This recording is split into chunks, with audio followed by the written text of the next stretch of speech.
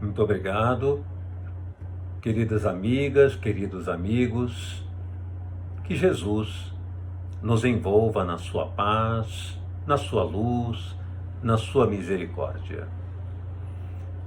Toda a mensagem de Jesus, quando compulsamos dedicadamente o Evangelho, está voltada para um autocuidado, uma autovalorização. Isto é, ela é um poema que envolve a criatura humana como um ser integral, um ser repleto de bênçãos, que merece amar e ser amado, cuidar e ser cuidado. Dessa forma, quando examinamos algumas passagens do Evangelho de Jesus, é possível perceber com muita clareza qual era uma das suas principais preocupações, senão aquela de que nós, seres humanos, tivéssemos bondade para conosco, tivéssemos gentileza para conosco, que tivéssemos a capacidade de nos perdoar, de nos respeitar, de nos valorizar como filhos de Deus que somos. Além do serviço na direção do semelhante, que exige de nós a natural fraternidade uns com os outros, a dignidade de comportamento uns com os outros, também não podemos esquecer que essa dignidade e esse nível de caridade também precisa ser direcionado para o íntimo, para o interior. E normalmente nós esquecemos desse importante trabalho que é cuidar de nós. Certa feita, Jesus havia se dirigido à casa de um homem que era cobrador de impostos, um homem muito detestado em sua época. E Jesus foi convidado para almoçar com ele. Lá chegando, posicionou-se em meio a um número grande de pessoas muito curiosas por acompanhar as atitudes de Jesus naquele recinto, quando, no meio daquele almoço, uma mulher aflita, chorosa, extremamente disfórica, entrou sala adentro, vencendo ali o mordomo e os outros seguranças que estavam protegendo a casa, atravessou por eles e se aproximou de Jesus, ajoelhando-se aos seus pés. Repentinamente, tirou de uma porção interna do vestido um vaso de alabastro.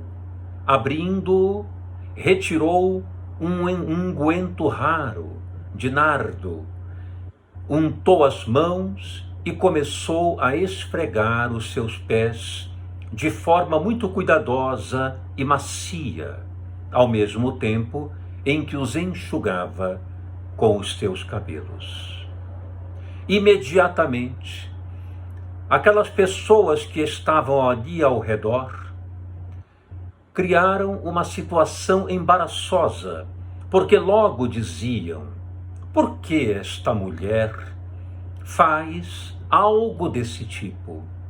Por que não pega este vaso tão caro, vende-o e entrega o dinheiro aos pobres? Jesus, escutando isso e ouvindo de Simão, o anfitrião, as mesmas represálias contra aquela mulher, dirigiu-se a todos dizendo: por que ela deveria fazer isso? Vender o vaso e dar o dinheiro aos pobres. Os pobres sempre os tereis convosco, mas eu não estarei sempre convosco. Desse modo, esta mulher que se ajoelha aqui diante de mim é porque muito amou. Olhou para ela com muita ternura e disse: mulher, os teus pecados estão perdoados. Vai em paz. Ela se levanta espavorida, ansiosa, suarenta, e atravessa novamente os guardas e sai porta fora. Nunca mais se teve notícia dela. Em outro momento, Jesus pregava no templo de Jerusalém, onde fora convidado para fazer uma preleção logo cedo, em uma manhã muito calorosa. Repentinamente, no pátio externo do templo, um alvoroço se estabeleceu. Ali encontrava-se uma mulher ajoelhada no chão, já de certa forma machucada, lanhada, arranhada por pedras que haviam circulado em sua direção.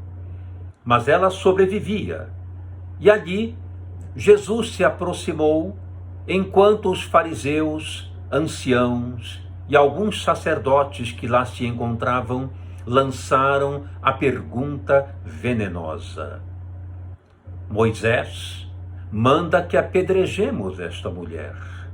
Ela foi flagrada em adultério. Que dizes? Imediatamente, ele se abaixa e escreve na areia, enquanto todos são tomados de susto, ficam estupefatos com aquela atitude, com o silêncio daquele homem que se abaixa e escreve algo que não é percebido claramente, mas desenhado na areia. E imediatamente ele se levanta e diz: aquele que não tiver pecado, que lance a primeira pedra. Naquele momento, todos tomaram consciência de si próprios. Foi um chamado interno para que tivessem contato com as próprias imperfeições, com as próprias defecções e equívocos. E assim, conta a narrativa que foram indo embora e soltando as pedras no chão, em primeiro lugar, os mais velhos, logo depois, os mais moços. Ficando somente ele e aquela mulher, Jesus, tomado de compaixão, sem conivir com o seu erro, naturalmente, adotou justamente uma medida compassiva, dizendo a ela: mulher, onde estão os teus acusadores? Eles te condenaram? E ela disse: não, Senhor, ninguém me condenou. Ele conclui: então, nem eu te condeno. Vai e não peques mais. E sabe-se que aquela mulher, depois de um tempo, um longo período, transformando-se inteiramente, entregou-se em um povoado muito distante daquela região de Jerusalém, ao trabalho efetivamente no bem, recolhendo à beira da estrada criaturas que ali chegavam famintas e adoentadas. Em outro momento, Simão, que havia chegado da praça pública em Cafarnaum, em meio a uma feira de especiarias, em que ele tivera comprado mantimentos para o seu lar, retorna para casa furibundo, muito irritadiço. Jesus pergunta a ele o que aconteceu. E ele então narra o episódio, afirmando que muitos que estavam naquela praça central haviam ofendido o mestre, haviam criticado a sua doutrina E Simão ficou com muita raiva. Tentou agredir algumas pessoas, mas o seguraram, impedindo-o de cometer uma insânia. E ele retorna para casa extremamente aborrecido e contrariado com aquela situação. Depois que repousou a mente por alguns instantes, voltou-se para Jesus e perguntou: Mestre, afinal, quantas vezes eu devo perdoar aquele que me ofende? Como é difícil fazer isso! Como é terrível ter que desculpar algo que não concebemos de maneira alguma como natural, como perdoável. Como desculpar essas pessoas? Quantas vezes serão necessárias nós perdoarmos? 7 vezes? Jesus, tomado mais uma vez de compaixão, olhou para Simão e disse: em verdade te digo que não apenas 7 vezes, mas 70 vezes 7. Todas essas passagens, e aqui eu poderia me delongar em tantas outras, todas essas passagens são um verdadeiro convite para que nós, criaturas humanas, saibamos ter uma boa dose de compaixão, não somente com os outros, mas também conosco. A nossa sociedade ocidental ensina-nos desde longa data que precisamos ser muito justos e humildes com as pessoas, enérgicos conosco, que precisamos atender com gentileza as outras pessoas, que precisamos fazer as honras diante dos outros, sendo gentis, amáveis, dóceis, companheiros, tolerantes. Entretanto, devemos ser verdadeiros fiscais de nós mesmos, se necessário, punindo-nos em relação aos erros, para que não os repitamos em outro momento e aprendamos a adotar comportamentos condizentes com o status quo, com aquele status que a sociedade aprova, causando naturalmente um grande infortúnio interior quando necessitamos, de uma maneira obrigatória, cumprir determinadas regalias e tradições, mesmo que não queiramos. Essa falta de compaixão conosco é, sem sombra de dúvida, um aprendizado multimilenar que temos trazido ao longo do tempo, ao longo das múltiplas experiências encarnatórias, sendo punitivos conosco e abertos demais às outras pessoas, deixando-as agirem conforme lhe aprouver. Entretanto, conosco, sendo frequentemente nós os verdadeiros algozes do nosso coração, causando em nós sentimentos altamente perniciosos, como a culpa, que assola o âmago de quase toda a humanidade na fase atual de transição planetária. A culpa é o sentimento mais marcante de todos os seres humanos, porque ele foi o primeiro sentimento universal conhecido sobre a face da Terra. Quando vamos estudar o Gênesis de Moisés, nós vamos perceber que Adão e Eva, que ali transitavam livremente no paraíso, no momento em que adquiriram o conhecimento do bem e do mal, portanto, naquele instante em que ingeriram o fruto do livre-arbítrio, do conhecimento daquilo que se chama escolha e decisão. Nesse exato momento, comendo o fruto simbolicamente proibido, porque isso daria a cada um deles a capacidade de discernir, de decidir e de conduzir a própria vida conforme seus próprios mandos e escolhas, não mais aleatoriamente como os outros animais. A partir daquele instante, Deus aparece e se lança sobre eles com voracidade, dizendo: o que fizeram? Imediatamente o homem se manifesta e afirma que comeu o fruto proibido e acusa a mulher de ter lhe dado. Exatamente após esse momento, são tomados de vergonha e culpa, conforme narra o Gênesis, e cobrem a região da genitália com folhas de barreira.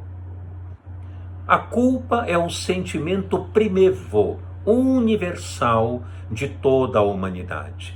Desde esse momento, onde o inconsciente coletivo memoriza a culpa como o protótipo do sentimento da humanidade, temos carregado conosco o fenômeno de autopunição, de angústia por nos vermos em equívocos, acreditando, através de um autoconceito muito pernicioso, que não podemos falhar. Não podemos nos equivocar, não podemos ter sentimentos ruins, não podemos nos comportar de modo danoso.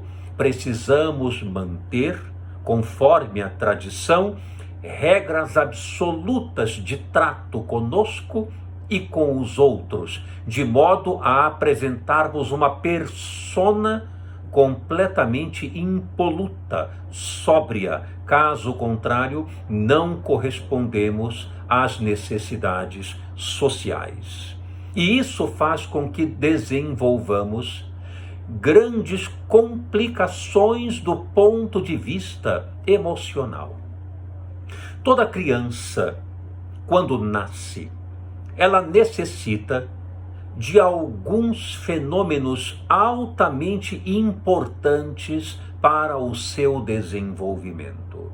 E essas necessidades, que são necessidades emocionais, repercutem mais adiante no futuro, na fase adulta, onde elas não mudam tanto, porque todos nós temos carência desses fatores primordiais do fortalecimento da natureza humana. Quais são esses fatores ou necessidades emocionais? Primeiro, afeto. O segundo, segurança. O terceiro, pertencimento. O quarto, a nutrição. E o quinto, a proteção.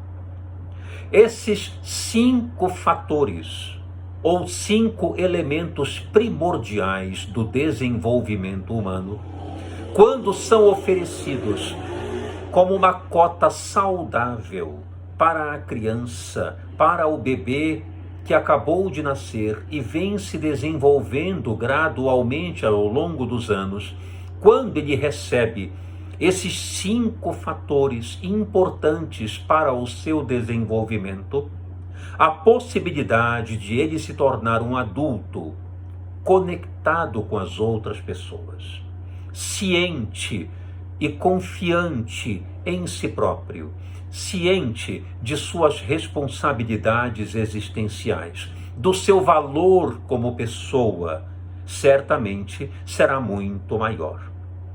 Mas quando ocorre privação de afeto, pouca oferta de segurança, abandono literal do pertencimento, quando ocorre uma falta de nutrição, de calor do alimento, e quando ocorre uma ausência ou uma proteção defeituosa, limitada, desenvolve-se com muita frequência um adulto inseguro ou hostil, sem ter certeza do que quer, ou querendo sem limites, perdendo, portanto, os parâmetros do equilíbrio para se desenvolver e interagir com as outras criaturas de modo saudável, lúcido, coerente, participativo. Sendo assim, nós, seres humanos, sempre teremos necessidades emocionais. A necessidade de apego, num sentido adequado, não o apego de dependência, o apego de se colocar à mercê do outro e não conseguir suportar a vida sem a presença de alguém. Esse é um apego pernicioso, um apego desnecessário que causa problemas. O apego que eu me refiro é aquele mencionado pelo psicólogo John Bowlby, o criador da teoria do apego, onde, estudando crianças e ao mesmo tempo animais, ele percebeu que todos os seres, os mamíferos de ordem geral, todos os seres em geral, necessitam sentir aconchego, necessitam sentir proteção, necessitam perceber que estão seguros, necessitam perceber que pertencem a um grupo, que pertencem a um lugar, que são aceitos no ambiente onde se encontram e também perceber que são amados. Todos nós necessitamos disso. Dessa maneira, é importante perceber que, quando não temos esses fatores integrados em nós, comprometemo-nos emocionalmente. É por isso que há uma necessidade muito grande de nós mesmos, criaturas humanas, aprendermos a dar esse cuidado que nós necessitamos a nós mesmos. É claro que é muito bom termos relacionamentos sadios. É muito importante ser amado pelo cônjuge, pelo pai, pela mãe, pelo irmão, pelos amigos. É muito importante ser respeitado em ambiente social. É muito importante pertencer a um determinado lugar. No entanto, aquilo que está fora de nós, aquilo que pertence ao nosso entorno, nem sempre corresponderá às nossas expectativas. Ninguém pode controlar a vontade alheia. Ninguém pode modificar aquilo que o outro é, porque este outro, da mesma forma, também tem os seus dragões com os quais lutar, assim como nós.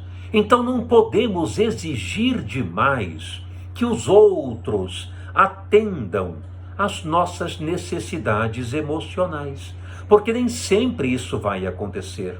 Às vezes observo em terapia de casais, quando o parceiro, a parceira, o marido, a esposa, frequentemente dizem algo assim: mas você já deveria saber do que eu necessito.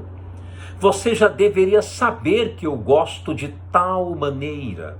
É curioso como acabamos exigindo das outras pessoas aquilo que nem sempre elas podem nos dar, porque elas também têm as suas limitações, as suas deficiências, as suas carências. Elas também precisam de apoio e, às vezes, exigem de nós essa cota que também nós não sabemos dar muito bem, porque não somos ainda as criaturas perfeitas que gostaríamos tanto de ser. Somos aprendizes, estamos caminhando, tombando e levantando constantemente. Então, como fazer para termos conosco um trato essencialmente acolhedor? Como fazer conosco para termos um autocuidado? Porque nós merecemos ter esse autocuidado. há uma grande necessidade de sermos gentis conosco. E observo claramente no cotidiano dos atendimentos que as pessoas, de um modo geral, são muito rudes consigo mesmas. Geralmente possuem um autoconceito muito prejudicial, acreditando que não são competentes, que não vão dar conta das tarefas, que os outros são melhores do que ela, que os outros se saem sempre bem e ela não, que fulano será vitorioso, mas eu não conseguirei. Isso é muito comum. E na medida em que ela tem uma percepção, a pessoa, tem uma percepção de autocrítica muito rigorosa, você não funciona. Você não faz nada direito. Você não é capaz. É aquela voz interna cruel que temos conosco, tolhendo-nos de todas as possibilidades gratificantes no viver. Eliminamo-nos destas possibilidades. E aí elas continuam passando e nós ausentes, porque a autocrítica é muito intensa. Você não faz nada direito. Não vá lá porque você não vai agradar. Você não vai conseguir. Não faça, não exprima aquela mensagem, não faça aquela leitura, não apresente aquela proposta, porque as pessoas vão rir de você.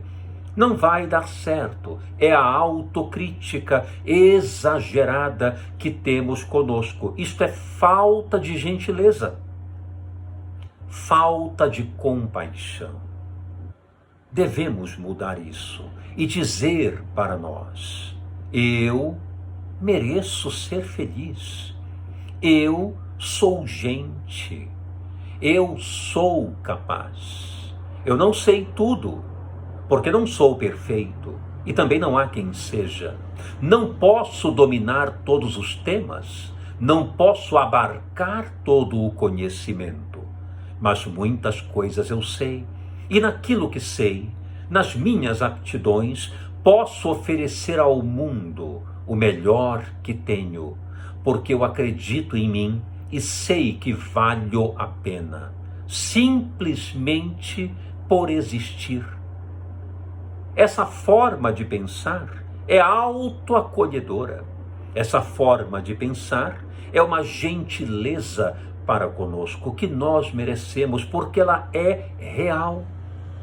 Ela não é uma enganação, uma ilusão ou uma utopia. Ela é real. Da mesma maneira, a autoimagem. Que coisa curiosa que eu observo no cotidiano, quando as pessoas olham e dizem: como eu sou feio. Esse meu peso está horrível, estou muito gordo. Ninguém vai perceber a mim como alguém atraente. Ninguém vai me notar onde eu estiver. Certamente vão achar em mim algum defeito. Quando me olharem, vão dizer: meu Deus, que coisa! Esse tipo de afirmação é bastante comum, mais do que imaginamos. Pessoas que se autodepreciam diante do espelho, notando defeitos em várias partes do corpo, ou defeitos no seu próprio modo de ser. Eu não sei me expressar. Eu não sei falar direito. Fala você, porque eu não sei. Diz você, porque eu não lembro.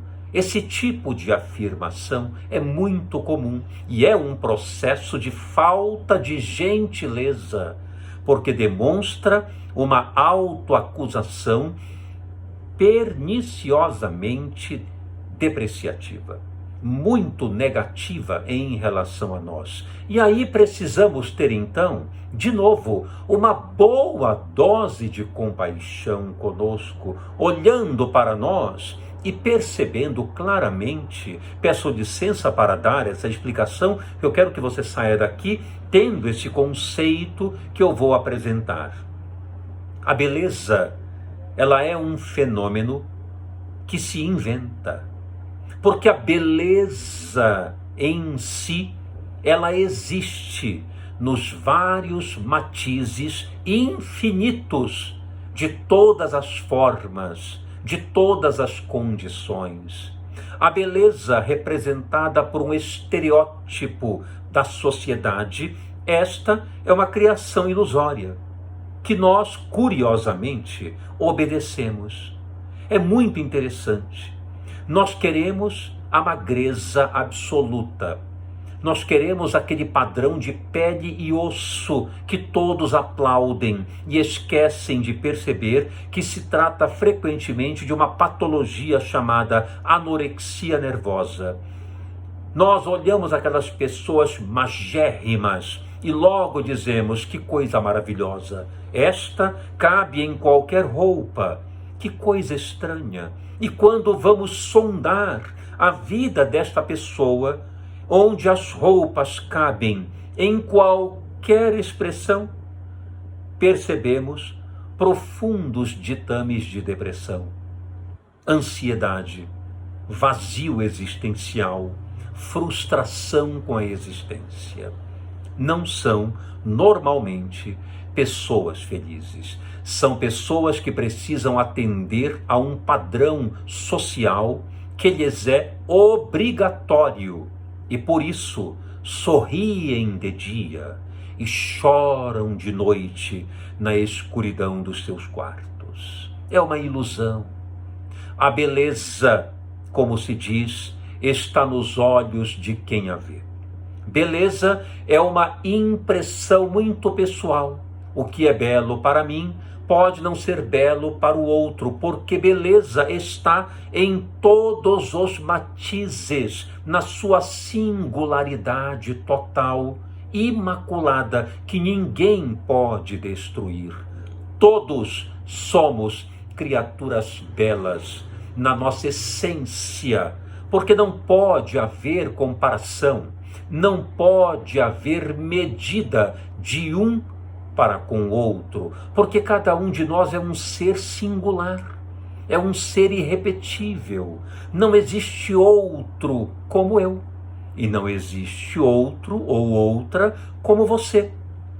Por que você vai se comparar com quem é mais magro, com quem é mais gordo, com quem é mais alto, com quem é mais baixo, com quem tem mais cabelo ou não tem cabelo? Quando você se mede por esses parâmetros altamente seletivos, você se anula como gente e como pessoa, desmaterializando o que você tem de melhor, sua singularidade, sua unicidade como pessoa e como ser humano. Não abra mão desta singularidade. Olhe para você como alguém que é belo por natureza e por existir, por ser uma criação da divindade, por todo sempre. Sua vida, minha vida, nunca mais se interromperão. Prosseguiremos eternamente, aformoseando-nos em nome do Criador, em beleza, por sentimento, por conhecimento, por aparência, moldando-nos com base na luz divina. Essa é a nossa destinação. Por que nos comparar uns com os outros? É uma criação equivocada que desenvolvemos, e com isso destruímos nossas aspirações de beleza, de bondade, de alegria, de convivência, de integridade, de conexão uns com os outros, simplesmente por comparações totalmente indevidas que nunca deveriam existir. Elimine essas comparações. Modifique aquilo que você não simpatiza em você. É justo. se precisar fazer uma dieta e disser, não, meu corpo eu gostaria de ser um pouco mais magro, estou me sentindo um pouco cansado, preciso melhorar minha saúde, ok, mas jamais se desvalorize, jamais se baseie em um estereótipo de beleza que foi criado por um momento social que logo se apaga e outro padrão surge, e aquele sendo desmerecido, porque a sociedade é instável. Tudo aquilo que é importante conceber é a nossa criação divina e, por nossa vez, sermos seres divinos. A divindade está em nós, a beleza universal está em nós, configurada como propriedade dentro de nós, e só cabe a nós transparecê-la pelo sorriso, pela alegria de viver, pela autoconfiança e pela certeza de que somos seres únicos e incomparáveis à luz de Deus. Pensando assim, somos gentis conosco, somos bondosos conosco, somos generosos conosco e, ao mesmo tempo, temos então uma qualidade de vida emocional e operacional muito melhor. Além disso, temos ainda uma grave situação a perceber. Aquilo que chamamos de autorreforço. Você hoje já se elogiou? Você hoje já disse algo bondoso para você? Hoje você já se deu crédito por coisas boas que você executou? Você já disse hoje para você mesmo, eu mereço, eu quero o que há de melhor, porque eu mereço aquilo que é bom. Eu faço coisas boas. No dia a dia, eu faço muitas coisas úteis. Você já disse isso para você hoje?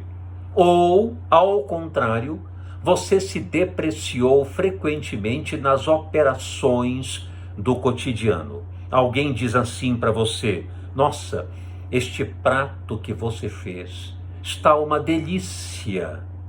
Imediatamente, veja como é comum, imediatamente lá vem uma pitada de reclamação. Você gostou? Adorei. Para mim pareceu sem sal. Não é assim que nós nos tratamos? Olha, esta roupa que você colocou está maravilhosa em você. Imagina, estou cheio de dobras.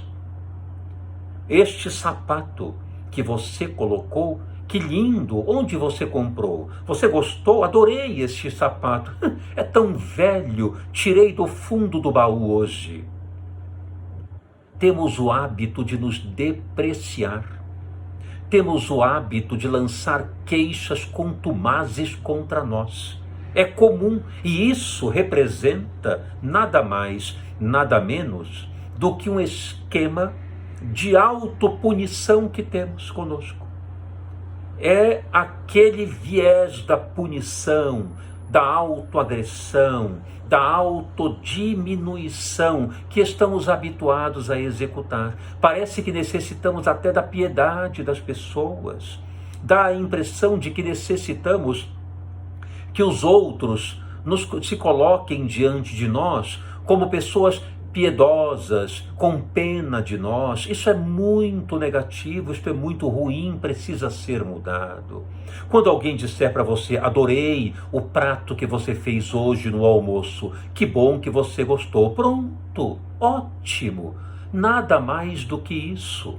Basta que você agradeça e acredite em você, que você foi capaz de fazer aquilo muito bem.